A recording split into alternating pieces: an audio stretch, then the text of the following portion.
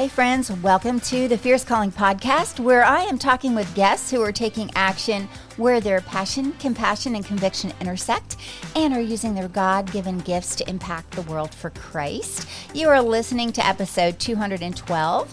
Thank you so much for listening in, and if you enjoy Fierce Calling and if this episode blesses you, I would love if you would share it and if you could rate and review it wherever you listen to podcasts. Today, I welcome back my friend Donna Amidon, but we have another treat for you. We're also welcoming her daughter, Charity Amidon, and we are talking about her book, Tracing His Promise, Understanding the Bigger Picture Story of Jesus and what that means for us.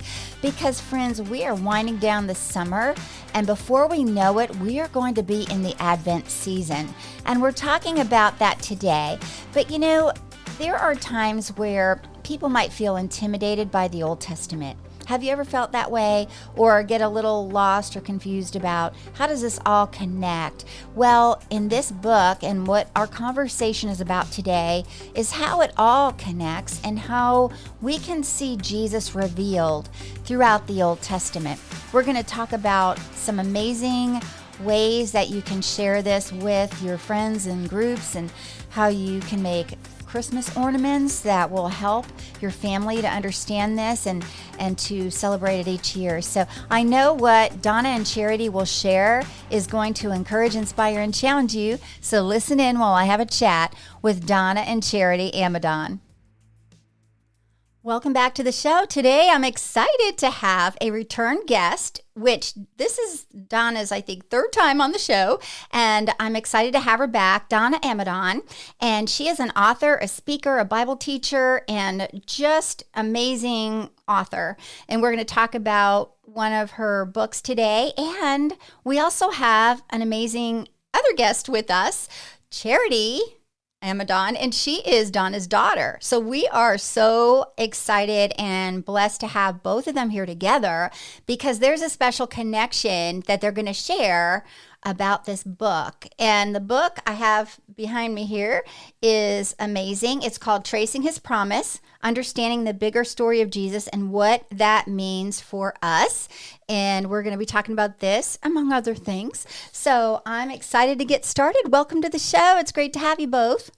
Thank you. Hey, thank you. All right. Well, we've talked a little bit about the book before on, the past episode, but there's a special twist that we did not have before, and that was also inviting Charity into the conversation and how she was connected with this book. So however the Lord leads, if you want to, Donna, if you want to kind of lean in first and then bring Charity into how this all connected, because this book is powerful. And I'll tell you, I'm actually also going to lead this book as a Bible study at our church in the fall. And we're going to talk more about that. But I can't wait to help ladies to read through it and just dig in to what this means for us, exactly as the subtitle says. So yeah, Donna, if you could share a little bit more about that. And of course, this is how you're taking action where your passion, compassion, and conviction intersect.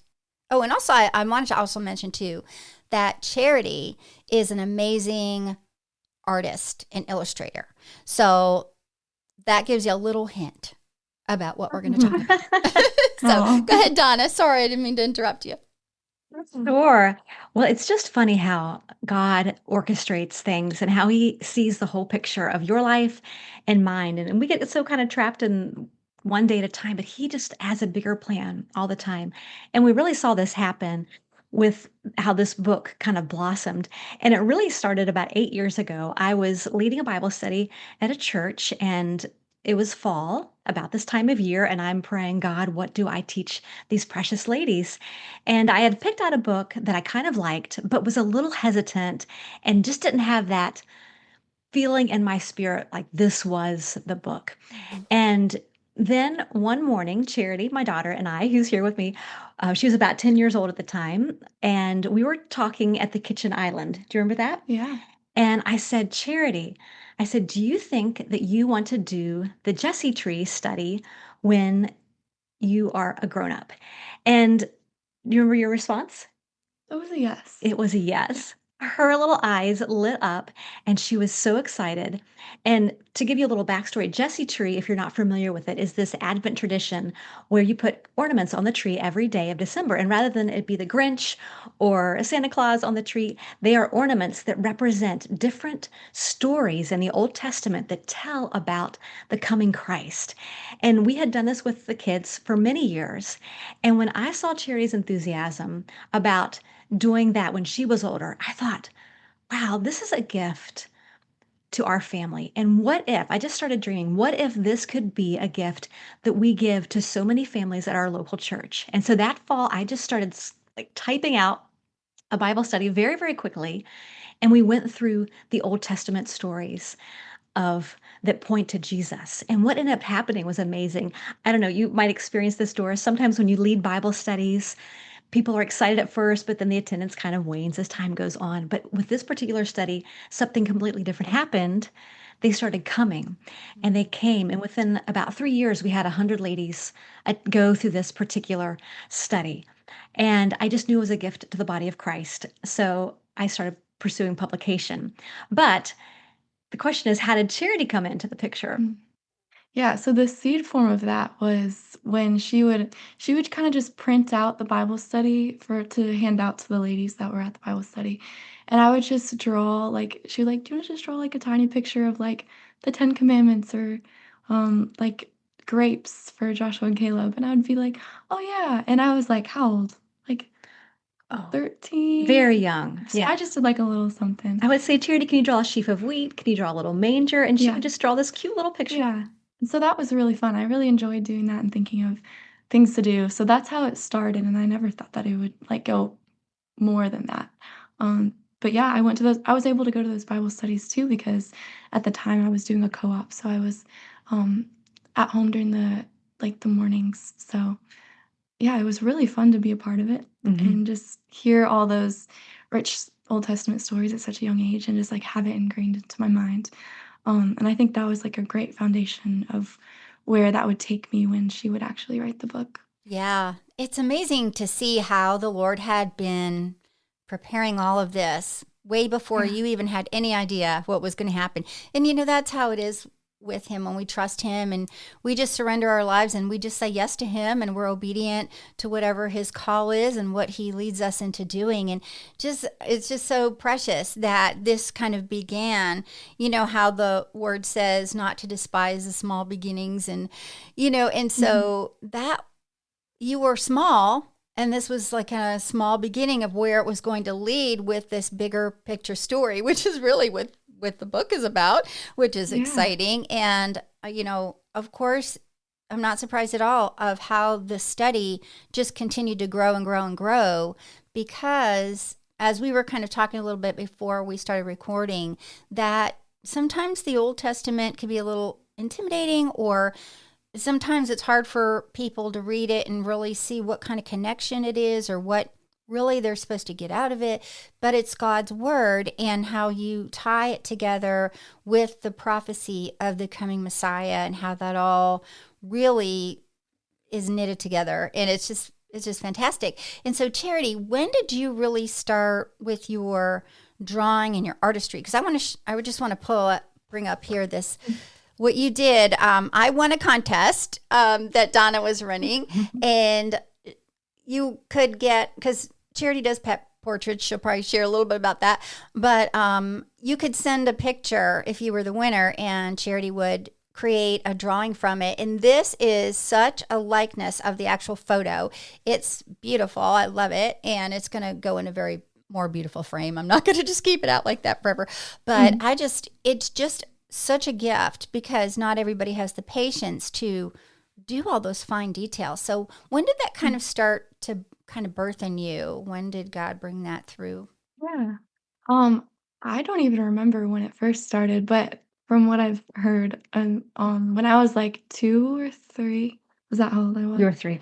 3 years old, I had an appendectomy. So my appendix had ruptured, and I was in the hospital for a long time. And it was really scary because I also had pneumonia at the same time. Mm. And they didn't know whether to put me under surgery because they didn't know if I'd wake back up because of all the complications. So I was just in the hospital for a very long time. And just sitting there on the bed, I just started to draw, and I would draw these pictures of like dogs and like humans and princesses and horses and all this like random stuff. But my parents were like, "Dang, like she's pretty good for a 3-year-old." Um, and so I just kept on doing it, and I just always loved drawing, and I would like, as I grew older, I found different ways to do art, like, I would make these puppets out of, brown paper bags. It was so fun, like, I still have them in my closet, like, I just loved art, and as I grew up, people would start to be like, "Oh, can you draw me this? Can you draw me that?" And I was like, "Sure, I'd love to." And then when I was 15, I think, I started a business so that people could commission. I started with dogs, their dogs, and I could paint their dogs for them. So I've been doing that business ever since, and it's called Lucky Dog Art Studio. Um, so I only did drawings at first. I actually didn't like painting, but I started doing paintings, and it was growing, and it was really great and really fun. I loved it. So I'm continuing to do that, and like I did for you, Doris, I also do. I'm branching out. I'm doing people, and for Mom's book, I did illustrations, and that was a huge jump because those are digital. Those aren't like on a piece of paper. So that was a whole learning curve too. But Yeah. I've always just loved it, and I've found it like super amazing to not just do art of like God's creation, which is beautiful, like dogs and people, but like to actually make them like very biblically grounded drawings and really think about biblical principles and how to combine them using art. So, Wow. That's really powerful too, mhm. because everybody can relate to art and the beauty of it and how it's reflecting God's creations in such a beautiful way. And I'm so glad that you're continuing to do that and using your gifts and sharing your gifts, because I love that with Fierce Calling. I always love to say that the podcast is to encourage women to take action where their passion, compassion, and conviction intersect and to use their gifts to impact the world for Christ. So Mhm. this is really amazing. And I know that you are in school, so there's a lot going on. And I remember too with the pet portraits, there was quite a long waiting list. So you have a lot of Yeah, interest I'm in very that. grateful, but yeah, there's a waiting list, so that's awesome. That's great. Yeah. So how did that come about in coming into the book? Like how did that Yeah. begin? If you want to share. Well, I had received the contract with my publisher and was just writing, writing, writing, writing. And, things sometimes just drop in your spirit and you're thinking, wow, that's a really good idea. And It's a God and it's a idea. God idea. And so I was writing and I thought back to those little illustrations that I had Charity drew years ago, the little sheaf of wheat, the little manger. And I thought, what if she did a little illustration at the beginning of each chapter of the book? She's done it before. And I thought this is a great idea. So I presented it to the publisher, and they were a little hesitant at first, didn't really jump on it. And I thought, I cannot let this go. Sometimes you just let things go. Sometimes no, I've got to make this, I've got to at least take another step and see what happens. So I said, Charity, why don't you draw just a couple pictures and we can send them to the publisher and see what they think. So you drew the dove. I think you drew Joseph's coat I of think many I colors in black and white. Yeah, that was the challenge. Yeah. And I think it was the the shepherd grapes. and the shepherd. Yes, and the shepherd. Yeah. And they wrote back with an immediate yes. We would love to Mm. have these illustrations in the book. So that's how it came to be. Amazing. And, it was such wisdom from the Lord to say, hey, let's send some in because, everybody Yeah. thinks their kid's talented. I mean, let's That's true. just face it. Okay. And this is a publishing company and they're like, well, that's really nice that your daughter is an artist, but then actually seeing it and going, wow, this is going to be powerful for the book and add to it. And the fact being that it's a mother-daughter team just makes it sweeter, because there's a lot of illustrators that are amazing out there, but when it's your own child, especially too, to have that talent. Both my kids are talented with art. I mean, my son and my daughter-in-law actually even have an art business that they do. They go to like the different festivals and things like that, and they have the booth and all of that. But I did like paint by number. I was Mhm. more writing or like a writer than artist. I think because I didn't have the patience. I wanted to like finish it. I didn't want to like work on little strokes but I do also love, when you can go on YouTube and you can follow people that kind of take you along as you create a painting or something. And I've done that with some of my grandkids and stuff. So that's fun. But really the true artistry of being able to bring something to life on the paper or the canvas, or to be able to do it from your thought, from your, memory, or how you vision that it should look. Because some of us are great at copying things, but to come out with it in that creative flow, that is really a gift. Yeah. So Yeah, that was definitely a challenge for me to think of it and then draw it because I'm very much of like, I'll just replicate the photo. Yeah. Mm-hmm. Yeah, So, because you were taking the imagery that was described in the Bible and yeah. creating that from that, versus copying like a beautiful flower or something like that. So I'm Mhm. so glad the publisher said yes, because it's really exciting. And so if you could share also a little bit more about how the listeners would use these in a special way that you have available for them to do. Like I'm just going to thumb through here and like at the beginning of the chapters, there's you see the artwork right there, and that's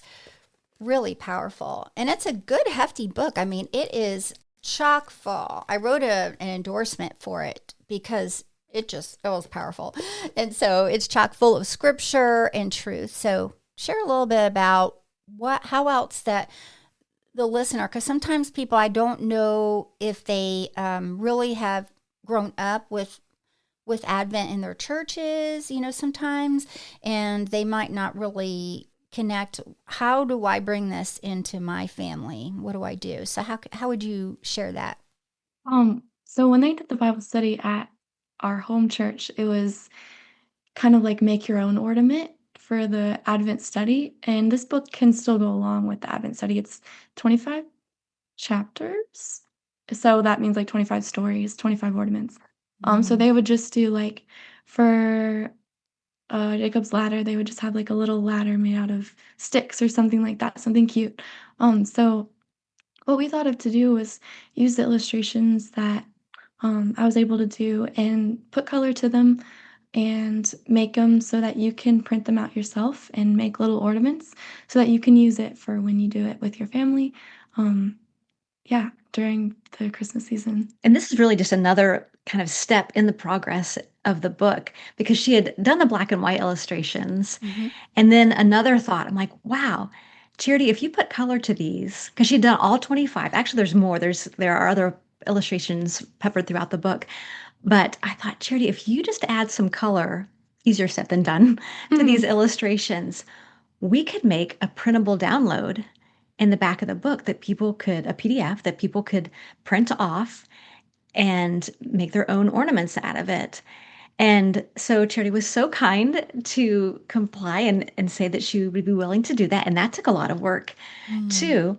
And so what ended up happening is that we have the black and white illustrations throughout the book, but in the appendix of the book, there's a QR code that you can download, or you can go to that website, and it is a free PDF download of all 25 of these gorgeous illustrations. And for those watching, they can see just a little picture of what they'll get. There'll be 3 sheets, and you'll just see these gorgeous, gorgeous pictures that she did in full color. You see even there, Jesus with Oh, you the can 3 men. Oh, sorry. And Yeah. Oh, wow. yes. Yeah. So it just adds so much value to the book. Not only do you get the book, but you get this very practical tool of how do I even do this with my family? How do I even start this tradition of remembering the coming Christ during Advent, those Mm. 25 days where you have these 25 ornaments that correspond to the 25 lessons that you walk through as you read Tracing His Promise. So it's just an incredible gift that Charity did and really adds value to us as we read it because we get to not only read it once, but we get to recall the stories every Christmas as we see these ornaments on our tree. Yeah. That's beautiful too, because it's not also for your book, it's not a book you just read once. You continually take it out and review it and go through it and share, and how it's a way to memorize and remember things better when you're using the visual and reading it and hearing it, and so that really kind of drives it home for us because we really need help in remembering things, and these are tangible things that can help us to remember. So, so I love that so much, and there's just so many ideas that can be done with it. Like homeschool groups can do this together, or Bible studies, like you were saying. I don't know if you want to share, maybe Donna, if you want to share a little bit about how would someone go about in leading this as a Bible study? Yeah, it's set up for that. And in fact, as far as the story of how the book unfolded, I originally wrote the book as a Bible study. And when I presented it to the publisher, they said, "We don't want a Bible study, we want a trade book." So my heart, and you will hear this as you read the book, is truly for Bible study and that type of setting. But I have written it in a way that it's very conducive for small groups at a church or Sunday school. Basically, there are 25 days or 25 stories that you go through, and then you can just break up those 25 stories however you want. You can meet weekly and go over 2 stories or 3 stories, just based off how many weeks that you have in your particular group. Go through the stories, and at the end of each chapter or end of each lesson are discussion questions that you can do. And so I've had the extreme joy of visiting many Bible studies that have used this just locally, and just what faith it spurs in the listener's ear as they read is just so encouraging. As you mentioned, we just push off the Old Testament as antiquated or Right. not relevant to my life. But Romans 15:5 says that these stories were written for our instruction so that we can have hope. And how many of us need hope? And so I have written this book. Yes, we can understand, but yes, we can also be, more importantly, transformed, and we can have our faith spurred just to greater levels because we see the faithfulness of God. And I've had women just say, "Wow, these stories spoke exactly to where I was that particular week." I just see the Lord's hand. It's not by me, it's God's grace completely. It's His Spirit working and moving in the hearts of men and women. But yes, this book is really been a very powerful tool in many small groups, and I'm getting the joy of seeing it firsthand. So I don't know if I just answered your question or just got really excited about that. You did. You but did. uh, And yeah. but yeah, just it's very conducive for small group study. I think that's probably the best way to do it. Of course, you can do it on your own, Mhm. but it is very much um, a community experience. Even in the subtitle, it says what that means for us. It's Yeah. not just what that means for you. What does that mean for us as God's daughters and Mhm. as His sons? Yeah. Wow. I love how you explained all of that. It's beautifully said. And I do love that you say us, because sometimes there's books that speak directly to the reader only, which, if you read it on your own, it certainly does. But to think of it as this is the story of us, God and us. And so I think that's pretty powerful, and how it opens our eyes to the Old Testament, because I love how you said, when you were kind of explaining that, how women are really like getting into the Old Testament and then seeing how it all connects, and you're able to see the fruit of all of this happening, because there are a lot of teachings going on, and I don't think it's really anything new, but it is false teachings trying to almost wipe out the Old Testament, or kind of not put a lot of emphasis on the Old Testament, because there's a lot in the Old Testament that might seem kind of like, whoa, that was a lot that God did, but it was all purposeful and powerful to learn those things. And yes, Jesus came to he fulfilled all the prophecies that were given about him. And so, how would you speak and encourage to look at this as one big story? Mm. I often think of the Bible as a two-act play or a two-part movie. The Old Testament is Act One, the New Testament is Act Two. And if you've ever gone into a movie halfway through, Or if you've ever have a friend join you for the movie halfway through, they start asking you all these questions like, what is that person? What does that mean? What does that mean? Mm. Because they've missed the first half of the movie. But if you go back sometimes, if you've only watched the second half of the movie and go back and watch a movie from the beginning, your mind lights up like a Christmas tree because you're like, oh, I know who that person was. And oh, that makes sense why that happened. And you just kind of see how everything in the first part of a movie builds and climaxes to that point that in the movie that you're just where the music swells and we're all just getting excited. And if we think of the Bible in that way, we can think of the climactic point of the Bible being when Jesus was born and his life and his death and burial and resurrection. That is the climax of the story. And so that first act or the Old Testament is really the part that gives us the anticipation and hence hundreds of times to millions of people. And so when we see the Old Testament, we see a prophecy of Jesus spoken hundreds of times over thousands of years to millions of people. And we see this over and over again, and it builds with, it culminates with Jesus. And so if we're throwing out the Old Testament, if we're saying it's not important, then we're dismissing the part of the story that anticipates and gives reason and shows the brilliance of our salvation. So Mm. yeah, it's overwhelming. I get it. It's intimidating. There are parts that I certainly don't understand, but tracing his promise gives us just that big picture view and it helps us see how all the pieces go together. We went to New York City not long ago. We saw many icons and then we went up to the Empire State Building the last day.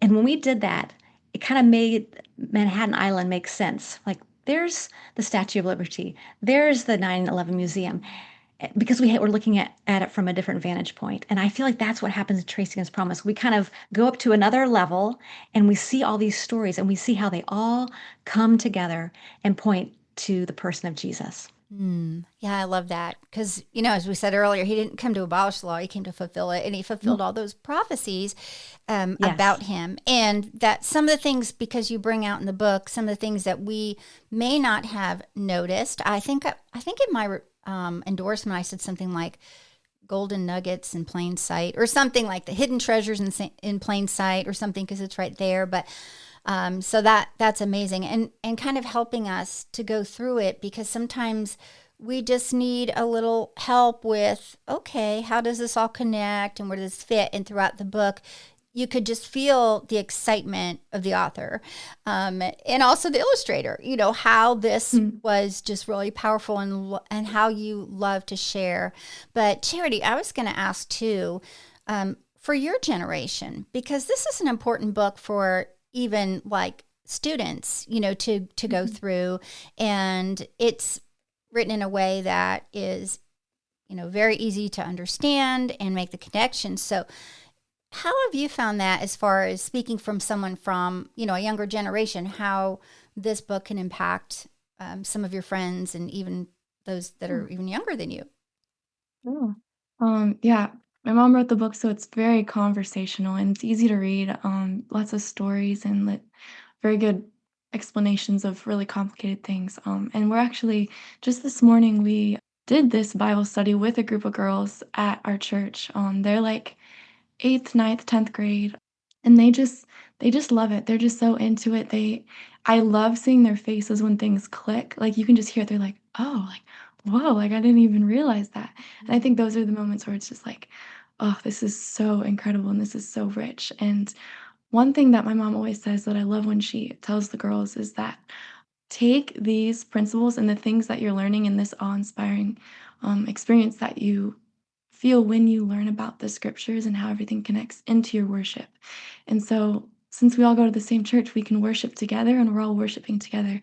And it's just so encouraging when my mom says, like, take what you've learned from this study and Mm. think about that while you're worshiping and think about, wow, like by your like blood that we are saved and we are healed. We can think of the Passover and just all these different things. It's just it enhances your worship in a way rather than just not even thinking about the words, but instead like thinking about them more than even the song like portrays like and just like all the stories behind it just like enhances worship even more. And I think it's been great to see the younger generation learn about all these things because I think a lot of times they can just not think it's important or just walk right past the incredible richness of the Bible because there's just a lot of easier things to do.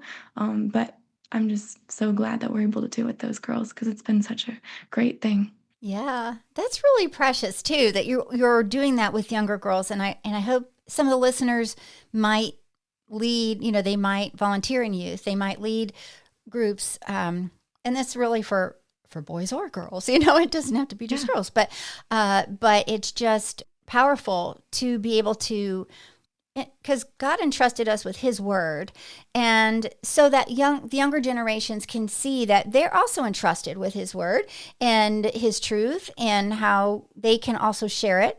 And so these exciting ways that they can better understand, and like you said, Charity, enhance the worship. It enhances worship when you have these things that are uncovered, and it's not like something new because there's nothing new under the sun. It's been in His Word, but just uncovering and bringing it to the forefront and kind of shining a light on certain things that may not have stood out before, and how it connects. And I just love that about that. And plus, and Donna, and you're a musician, right?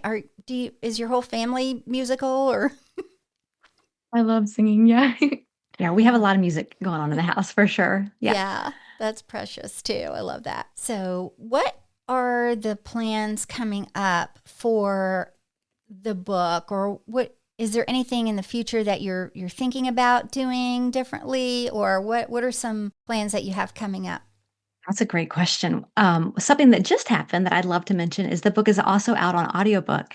So that's been a really neat, just another level of people that can be able to hear about the promise of Christ. I would love to, maybe one day down the road, make a devotional for families that also Mm. cover the 25 stories of the book. So you just have it in bite-sized form. But So that you can use it. yeah, you can use it Yeah. with your families. I mean, you can use it now, but just maybe using Charity's illustrations, do that down the road. But apart from that, right now, I'm just really enjoying going to women's events, sharing, and talking about the book, and seeing more and more ladies and men be impacted by what they Mhm. hear. Yeah. And you're such a lovely and eloquent speaker, and how you share the Bible and how you're excited about it, And so you can't help but be excited about it too, if you're listening to when you're speaking. So, and then it comes out in the book as well. And you also do videos. You're a part of another organization that is for Bible literacy, right? What can you share a little bit about that, Donna? Sure, yes. I am a content creator for Back to the Bible. It has been Back to the Bible has been around, I'm thinking at least 80 years Mm. on the radio. In 2020, it transformed to a online ministry. But if you go to Back to the Bible, they have a YouTube channel, and you can find me teaching. You can find just a whole host of other great teachers. And really, the heart behind Back to the Bible is going back to the Bible to find truth so that we can live out our faith and walk out our faith and put it in motion. So it's been a joy to be a part of that ministry on and off for about 10 years now. I love that. And Yeah. Charity, you're in school, right? Mhm. So, what does God laid on your heart as far as, do you have kind of like an idea of a direction how you might want to go in your walk with Him? Yeah. One thing that the doing the illustrations for this book has sparked is just like how you can present the Bible with using art and how powerful that is and how it can just stick in your brain. Like a picture is a thousand words. And I get really excited about showing people the art and being able to explain really complex things with it, and kind of combining them. And if that's okay, could I do that really quick with one of them? Oh, yeah, Could I bring one? Okay. sure. Okay, there's a couple, but one of my favorites, and like I would get it as a tattoo. Like some people are like, I want it That's to another be conversation. here. Oh, did I not? Was it this No, but I can do that one. Um, if you look in the book, for the people who are just listening and not watching, there's a picture for the Passover, and the really cool thing about the Passover, and I won't spoil it, but I kind of will, is that when they put the blood on the door frame to spare them from the 10th plague, the Israelites, um, it was a picture of Jesus and how his blood is how we are saved and not by good works or anything like that. And so, did you find it? I really enjoy doing that one where I kind of combined like the doorpost and the cross together and just how the blood's on the door frame and it's also just like it's the same like innocent blood of a lamb that saves us like the lamb of God and also the lamb here.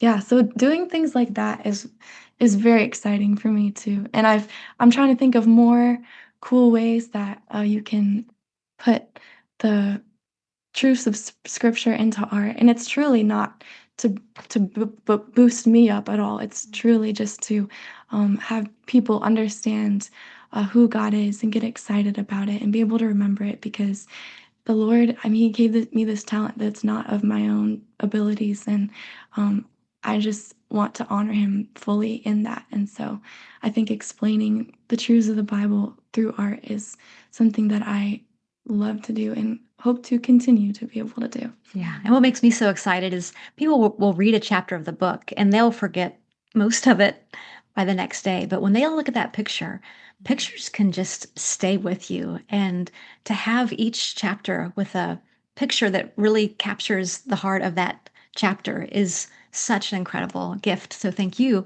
for Charity for doing that. And I just love how pictures just burn in our mind and we can remember it over and over. Yeah. Yeah, that is so true. And too how different things speak to different people.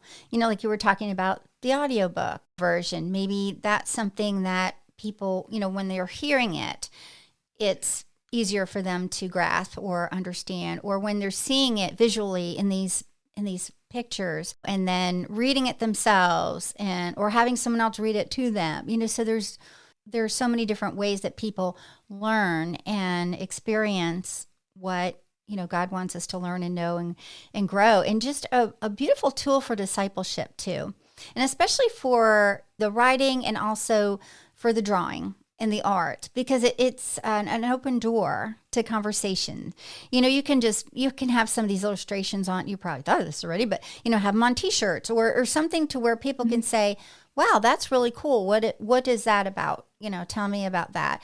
And it just is like an open door of divine appointments where you can share. So that's really powerful. And I love that you're using your gifts for that. And of course, you've been raised in a wonderful, godly family, and not everybody has been. So I think too, that's another thing to consider, the fact being that some have come to faith, but maybe had a rough childhood, or maybe didn't, had a great childhood, but their family was not Christian or, knew Jesus.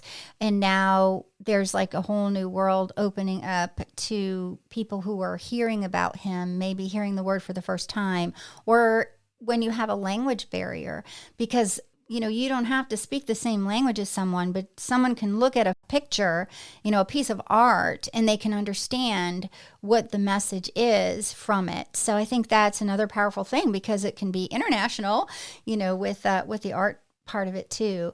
So I think that's really great, and ways to just share the gospel with others, and of course him as coming king too, that he's going to return, and that the hope that we have, and that's the message too throughout the book. It's like this continual hope and God's faithfulness and truth, that everything that was said came to pass, and there's even more to come that we can be excited about. So I love that so much. And if there is something, I'll give you each an opportunity, maybe one last thing you'd want to leave the listener with before we can maybe have you share how they can connect with and reach out to you all. We live our lives so much, and it's not until we've lived something and we look back, we can see how God's hand was in it the whole time. I remember when I first did this for the ladies of the church 8 years ago, I thought this needs to be a book. And I begged and I pleaded and I stormed the gates of heaven and asked God, make this a book, make this a book. And it didn't happen. And it didn't happen. And so I had to pray and wait and pray and wait and pray and wait. And it wasn't until like 5 years or 6 years later, after the book was ready, that I even got an agent and got a publisher. And then the book happened. But yet I look back now and I think if God would have said yes when I wanted him to say yes, I would have written the book, but there would be no illustrations Mm. because Charity was so young and had not developed as an artist. But yet I'm praying, God, do this so hard, but yet God would say, wait, my daughter, I'm working on something even better that's going to blow you away. And then 7 years later, I get the contract and Charity's able to be the illustrator. And what a lesson for me in the book, and what a lesson for me in life, and what a lesson for all of us listening is that we can truly trust God's timing. And when he says no, Mm. or when he says wait, it's often because he has something else in mind. Because we must remember, he has a perspective we don't have. He has wisdom beyond anything we can even begin to have. And so it's just beautiful how God's timing is truly perfect, and that he wants us to wait Yeah. and trust in his faithfulness and his goodness and his loving kindness, even when things don't make sense. So I love how that was a huge lesson for me as I wrote the book. And even in that waiting, like one of the stories in the book is about Abraham and how he had to wait 25 or so years for a promise of a son that God had promised. And he was just like, where is it? And he tried to fulfill it in his own strength. But it was so that when it happened, it would have been would have been so impossible for Abraham to do it in himself that like to have a kid at 100 that like they knew that it was God that did it. And I think there's just so many stories in the book that show that like through the hard times you can trust the Lord, and Jesus has always been there. He's not just a backup plan like Genesis 3:15. Like that's the first mention of the gospel, the first time that God was like, I'm going to save you guys, was like Genesis, the first book. So it's just really encouraging to know that God, the same God that is in Genesis, the same God that parted the Red Sea and it was with Abraham and Joseph and all these characters that we read about, like those are very real people. And that's the same God that we pray to today. Um, and just understanding that just really helps you just appreciate what Jesus did and all that the Lord has gone through and his people have gone through, and it's encouragement to us to just look at the story as a whole, I think. Yeah. Wow. This is a great note to kind of end the show on, because this really relates to everyone, and it will encourage someone listening today who's been waiting. Maybe there's a prayer that they're waiting on, and they're just not seeing anything, or someone that is serving, but just not seeing any fruit and wondering, is it time to quit? Should I quit? And maybe there are some times where God is changing direction and maybe leading you into something new. But oftentimes it's in our own strength that we think we should do things, or we try to make things happen on our own, and that it's not the right timing. It's not God's timing. And I think it's really great that you shared this story about how it would not have worked out as well had it gone your way, Donna, of when we thought, we wanted this to happen now, and then when it happens later, seeing that it's so much better than we could ask or think. It's like just that scripture in Ephesians. But just knowing that God has it under control, like he knows what's going to happen. And so we just can trust him in that and just show up, basically. So I think that's going to encourage a lot of people listening today who just feel like maybe they don't want to show up anymore, but just keep showing up and, just keep trusting God in whatever it is, that's happening. And we have challenge, we have seasons in our life, we have things that happen, life happens as the saying goes, but that we can always trust our God is faithful. And this book is encouraging because it's kind of showing that over and over and over. And, as you brought out, Charity, that time again, we see it throughout the pages and how all of it connects together. So, wow, this has been really amazing. And I loved that you were both able to be on together, which is really cool. And I would also love if you would share with the listener how they can connect with you and where they can find the book and all things that Charity is doing and all of that. So I am on Facebook, Instagram, and then I have a website. The website is www.luckydogart.com.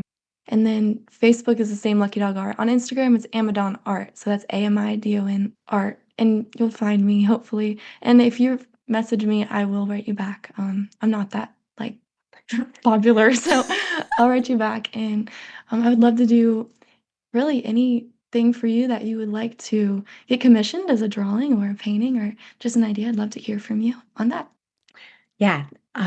Well, you can find me at donnaamidon.com. And as Charity said, I am not Beth Moore or Priscilla Schreier. I will write you back. I will write you back personally. So I'd love to hear from you. And you can get Tracing as Promised really anywhere books are sold, Barnes & Noble, Amazon, ChristianBookDistributor.com. It's also available on Audible and audiobook.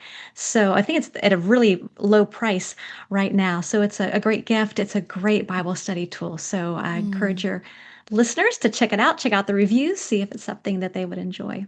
Yeah, thank you so much for sharing all of that. And it's just been such a pleasure having you both on the show. And I think it really brings home just how impactful this book is. And knowing a little bit about the backstory is kind of cool, because then as people are going through, they can go, oh yeah, I remember when they were talking about this, or whatever on the show. So I'll put those links in the show notes so people can find you. And if anybody is interested in doing it as a Bible study at their church, in groups, youth groups, homeschool groups, women's groups, men's groups, all the things. It's just fantastic. And what a great time of the year to really get this book. It's kind of an evergreen, because it's like something that you can do every year. It just is. And then you can do the ornaments and all of that. So it's just great because it incorporates a lot. It could be done as a workshop, which would be really super fun too, and incorporating the art into it and all of that. So thanks again, ladies, for joining me. It's been great having you on. I appreciate that. Thank you. Thank you, Doris, and God bless you in your ministry. I love your heart. I love your gracious spirit. You bought some of my son's coffee years ago. You wanted to support charity as well, and have been so kind to write the endorsement. So God bless you and your listeners and the friends listening. You have a beautiful heart and a beautiful ministry, and so God's richest blessings on all that you do. Oh, thank you so much. That is so sweet, and I appreciate that. It's such a blessing, and how God puts us all together. And I'd love to have you both back on the show sometime. We'll be here together or separate, however God leads. So that will be fun. And friends, thank you again for listening in, and I hope you were blessed. I know you were, by the conversation and what Donna and Charity had shared today. And I hope you join me next time when I talk with another woman or women who are taking action where their passion, compassion, and conviction intersect. Until then, friends, have a blessed week, and I'll talk to you soon.